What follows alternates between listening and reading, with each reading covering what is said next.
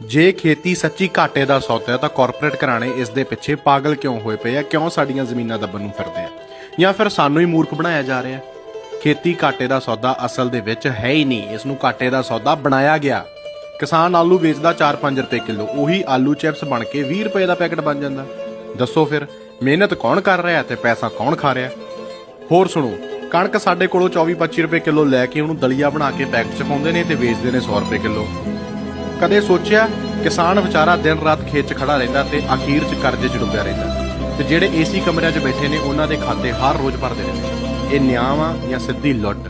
ਦੁਨੀਆ 'ਚ ਮੰਦੀ ਆ ਜਾਵੇ, ਮਹਿੰਗਾਈ ਵੱਧ ਜਾਵੇ, ਲੋਕ ਕੱਪੜੇ ਘੱਟ ਖਰੀਦ ਲੈਣਗੇ, ਗੱਡੀਆਂ ਨਾ ਲੈਣਗੇ, ਘਰ ਵੀ ਰੁਕ ਸਕਦੇ ਆ ਬਣਨ ਨੂੰ, ਪਰ ਇੱਕ ਚੀਜ਼ ਕਦੇ ਨਹੀਂ ਰੁਕਦੀ, ਰੋਟੀ ਖਾਣੀ। ਇਸ ਕਰਕੇ ਕਾਰਪੋਰੇਟਾਂ ਨੂੰ ਪੂਰਾ ਪਤਾ ਇਹ ਧੰਦਾ ਕਦੇ ਬੰਦ ਨਹੀਂ ਹੋ ਸਕਦਾ। ਤਾਂ ਫਿਰ ਦੁਬਾਰਾ ਸੋਚੋ, ਖੇਤੀ ਸੱਚੀ ਘਾਟੇ ਦਾ ਸੌਦਾ ਆ ਜਾਂ ਸਾਨੂੰ ਏਦਾਂ ਦਿਖਾਇਆ ਗਿਆ? ਜਾਗਣਾ ਨਾ ਜਾਗਣਾ ਤੁਹਾਡੀ ਮਰਜ਼ੀ ਆ, ਪਰ